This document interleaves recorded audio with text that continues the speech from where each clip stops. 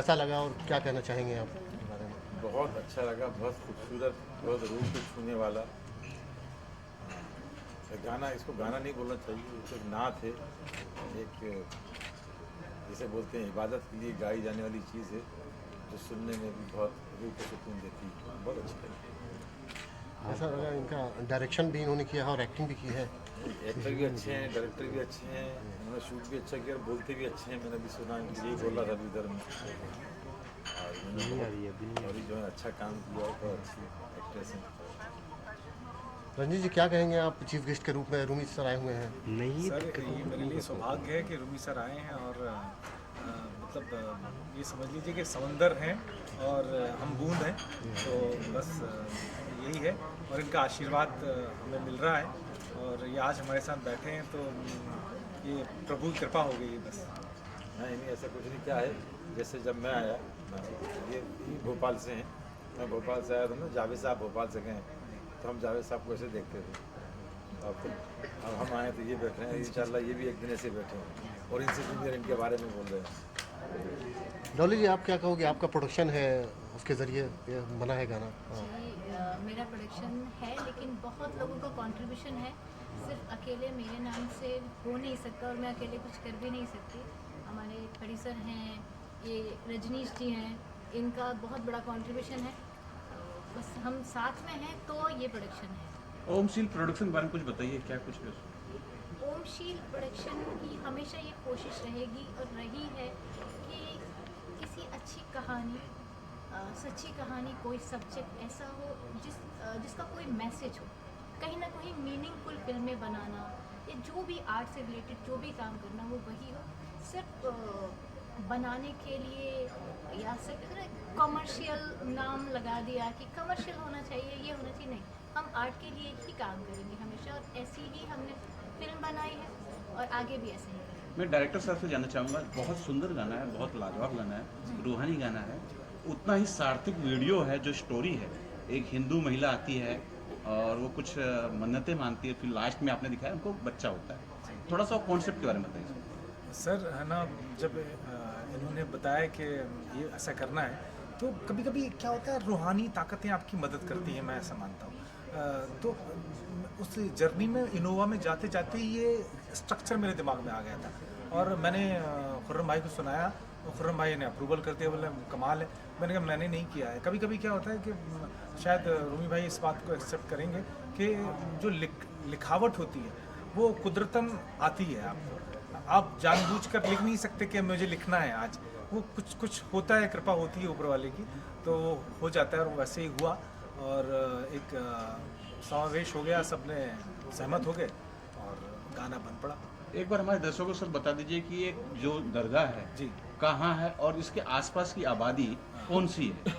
नवसारी है, ये गुजरात में, सूरत के पास में है और पूर्णा नदी के किनारे है और NRI ज़्यादा है वहाँ पर और हिंदू मुसलमान सब मिक्स हैं। पारसी कम्युनिटी बहुत ज़्यादा है और मैंने वहाँ पर पारसी लोगों को, हिंदू लोगों को, मुसलमान लोगों को और सारे कोहली समाज है, वो जो नीचे तबके के लोग हैं वो भी बहुत ज़्यादा वहाँ पर आते हैं और मैंने ऐसी श्रद्धा किसी भी दरगाह में नहीं देखी इंडिया की। रजनीश जी, आप बड़े गुणी हैं, आप राइटर भी हैं, डायरेक्टर भी हैं और कंपोजिशन भी की आपने। ये आपके नाम के साथ जो रजनीश नाम जुड़ा हुआ है, इसके बारे में कुछ कहिए।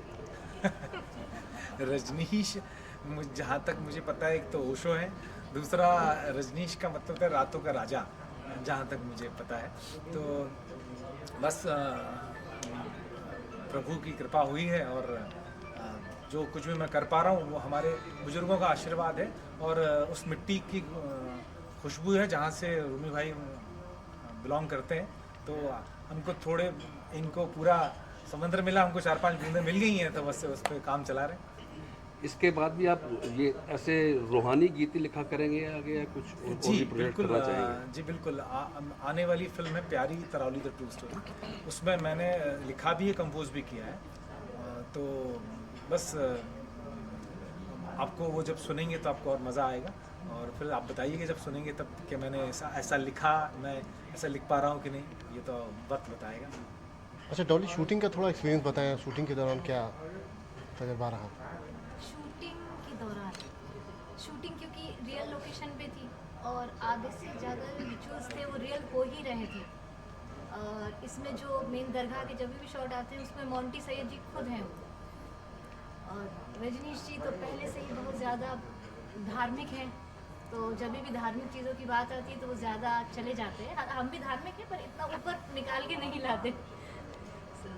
बहुत मज़ा आया, बहुत नई चीज़ें, हिस्ट्री जानने को मिली, कल्चर समझने को मिला, ऐसी बहुत सारी चीज़ें जो मुझे मालूम ही नहीं थी। नए शब्द और इस्लाम के बारे में मैं बहुत कुछ जान गई जो पहले कभी नहीं जानती थी, तो मेरे लिए तो ये एक क्लास थी। Thank you. हाँ, आपने कोई मतलब मन्नतें मांगी है कभी कुछ? सर मैं नहीं, कुछ नहीं मांगती, ऊपर वाला खुद ही दे देता है। अच्छा, ये एक चीज़ मैं बताऊं जो उन्होंने बोला, सूफीज़म हिंदुस्तान में इतना पॉपुलर क्यों हुआ? तो सूफी संत यहाँ पे आए पहले, चाहे वो नौसारी में आए, चाहे अजमेर शरीफ में, चाहे निज़ामुद्दीन औलिया, हम जितने भी हैं हिंदुस्तान के हर शहर में एक दरगाह आपको मिलेगी, हाजी अली हो, माही हो। क्योंकि सूफीज़म का जो पूरा का पूरा कॉन्सेप्ट है वो है मोहब्बत का, कि खुदा से, ईश्वर से, ऊपर वाले से प्यार करो।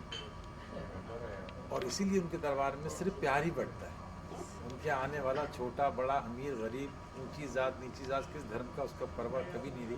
इसीलिए पूरे हिंदुस्तान में सूफीज़म इतना मकबूल है और आज और ज़्यादा उस पर करने की ज़रूरत है। काम जो ये कर रहे हैं कि उससे मोहब्बत ही फैलती है। रूमी सर बहुत बड़े डायरेक्टर हैं, बहुत बड़ी बड़ी हिट फिल्में हैं, वो उससे कोई फ़र्क नहीं पड़ता। मैं ये कहना चाहती हूँ कि जब से ये यहाँ आए हैं उतनी देर में मैंने इनको ऑब्जर्व किया है, ये वो सबसे ज़्यादा उन फिल्मों से भी ज़्यादा अच्छे इंसान हैं। उनकी बॉडी लैंग्वेज, उनकी बातें, और बहुत ही अच्छे इंसान हैं।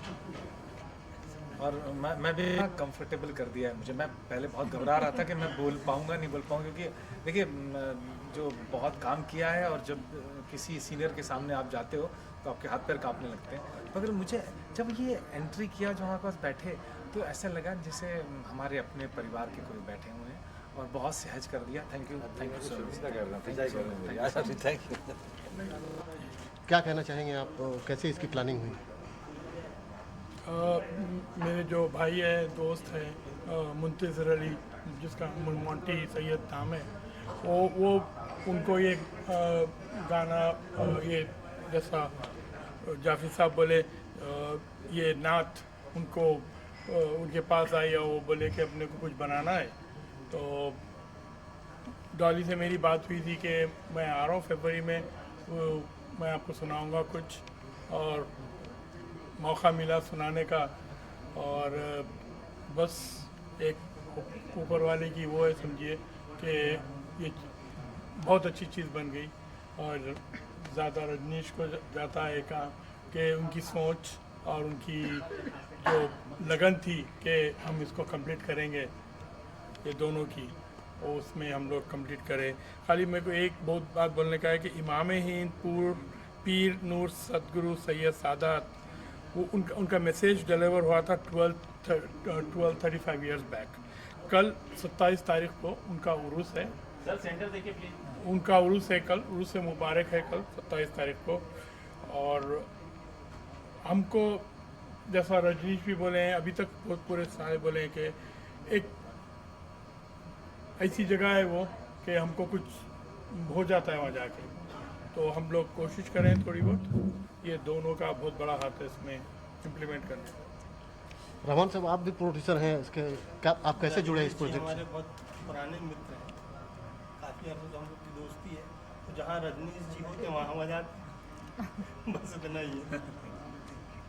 और आप भी जुड़े हुए हैं सर? मैं तो वेल विशर हूँ उन लोगों का, और मैं तो दुआ करूँ। लाइक अहमद जी हैं, और ये बहुत अच्छे दोस्तों के दोस्त, यारों के यार, और बस मदद करने वाले, हर जगह सपोर्ट करने वाले, ये भी हमारे प्रोड्यूसर हैं। इस इमाम हिंद के तो सिर्फ खुरम सैयद ही है, मगर हमारी दूसरी फिल्म के प्रोड्यूसर हैं जो प्यारी तरावली द ट्रू स्टोरी आ रही है के प्रोड्यूसर। और खुरम जी, और आपका जो प्रोडक्शन हाउस है उसमें और क्या प्लानिंग है नेक्स्ट? इंशाल्लाह अभी बहुत सारी करने की ख्वाहिश है। अभी हम लोग इंटरनेशनली कुछ करने वाले हैं आइंदा, जल्द से जल्द, तो वो आप लोगों को सबको पता चल जाएगा। Thank you so much, thank you. Thank you. इस तरह के जो काम हैं, इस तरह के जो गीत हैं, इस तरह की जो शायरी और इस तरह के कॉन्सेप्ट हैं, यही हमारी ताकत है। हम पूरी दुनिया में अपनी एकता के लिए जाने जाते हैं। हिंदुस्तान से दुनिया शुरू होती है।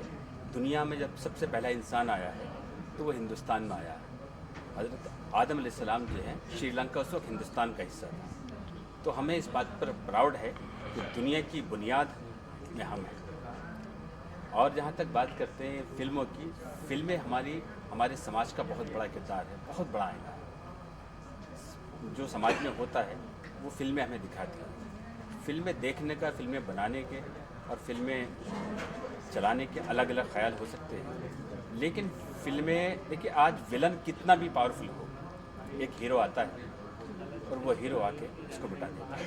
इसी तरह ज़िंदगी के हिस्से में, चाहे प्रॉफिट हो, राम हो, या हमारे जितने भी देवता, औलिया, जितने भी लोग हैं, ये हीरो बन के आए हैं और इन्होंने बुराई को मिटाया है। आजकल मीडिया बड़े निशाने पर है, ख़ासकर हिंदुस्तान की मीडिया। लेकिन मीडिया इतनी पावरफुल चीज़ है कि मीडिया अगर चाहे तो जो चाहे करा सकती है। तो हम, मुश्किल क्या है कि मैंने एक शेर पढ़ा था कलम के हवाले से, हम अपनी ताकत को कभी कभी नहीं जानते, और अपनी ताकत का अगर लोहा मनवा लें, थोड़ा सा सब्र, और ये कैमरे, ये कलम, ये हमारे समाज का इतना बड़ा आईना है कि इसमें हम अपना मुस्तक़बिल दे सकते हैं, अपनी नस्लों का मुस्तक़बिल देख सकते हैं। तो मैं तमाम मीडिया वालों को मुबारकबाद पेश करता हूँ कि ऊपर वाले ने आपको इस काम के लिए चुना है कि आप समाज को सच दिखाते हैं। जो लोग दुनिया को, उसकी दुनिया को, हमारी दुनिया को ख़राब करना चाहते हैं, वो जब सारी चीज़ें नाकाम हो जाती हैं तो सबको बेनकाब करने का काम आप लोग करते हैं। सलाम आपको, आपकी अज़मत हो, और मैं चाहूँगा कि आपको ऊपर वाला इतना हौसला दे कि आप इसी तरह अपनी ज़िंदगी को दांव पर लगाते हैं। वो काम जो लोग घरों में आराम से सोते हैं, आप समाज को उन चीज़ों पर लाके दिखाते हैं, ज़िंदगी जीने का हुनर सिखाते हैं। तो बाकी शायरी में होंगी सारी बातें। मेरा एक शेर है कि कहानी पर कहानी लिख रहा है, वो खुद ही अपना सानी लिख रहा है। कहीं मिट्टी पे मिट्टी लिख रहा है, कहीं पानी पे पानी लिख रहा है। तो हम आप लोग जो है ना, कहीं मिट्टी पे मिट्टी लिखते हैं, कहीं पानी पे पानी लिखते हैं। लेकिन इस बात को या तो हम जानते हैं या हमारा ज़मीर जानता है, लोग नहीं जानते। तो हम बहुत मखसूस हैं। Thank you so much. शुभकामनाएं रहेगी इस सॉन्ग को। देखिए, बड़ा अच्छा एफर्ट है ये, और इमाम हिंद का इन्होंने एक छोटा सा आज एक फंक्शन ऑर्गेनाइज़ किया है, एक मुशायरा ऑर्गेनाइज़ किया है, और ये मैं समझता हूँ कि बहुत अच्छी एक शुरुआत है। हालांकि आज शोरा काफ़ी कम थे, बहुत शायर 3-4-5 गिने चुने शायर थे, और मैंने भी कुछ पढ़ने की कोशिश की लेकिन बहुत मज़ा आया। और ये छोटा सा फंक्शन है, मुझे लगता है कि आगे जाकर ये बहुत बड़ा रंग लेगा, एक नेशनल लेवल तक का एक अच्छा रंग लेगा। मेरी शुभकामनाएँ इनके साथ हैं। जी, थैंक यू।